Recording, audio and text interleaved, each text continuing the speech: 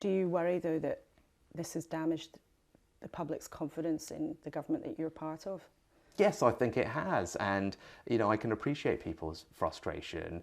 And I think it's now the job of all of us in government, all politicians, to restore people's trust. But I think the best way for me to play a part in that is by delivering on the things that people expect me to do, and that's making sure that we rebuild our economy after coronavirus, that we help people into work, that we help them with the cost of living, as we're announcing today, the energy bills rebate, the £350 for the vast majority of households.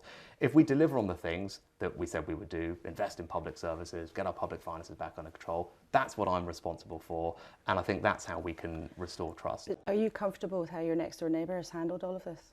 I think it's right that the Prime Minister's apologised, as he's done in Parliament, and has committed to taking on board all the suggestions in Sue Gray's report and making those changes. Of course, that report makes for difficult reading. I share people's frustration and anger about the situation. Of course I do, but I'm glad that he's apologised. I'm glad that he's making the changes that he is.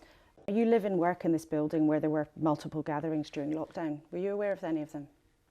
No, I wasn't. I know people seem to think that I'm spending all my time staring out of this window behind me, but actually during this time I was working on all these things that we've just been talking about, setting up the furlough scheme, making sure that we could support businesses, helping people through what was a very difficult period. So this is no longer a hypothetical situation, because there are Conservative MPs who are pushing for a vote of no confidence in the Conservative leader. Would you rule out running to replace him if we end up in that situation? No, again, I think it is a hypothetical situation. It's not a hypothetical no, it situation. is, Laura. No, I mean, I know a few of my colleagues have said that, and they'll have their reasons for doing that. But I don't think that's the situation we're in. The Prime Minister has my full support, and what people want from me is to be getting on with my job, which is what I'm doing. It's why we're announcing what we are doing today.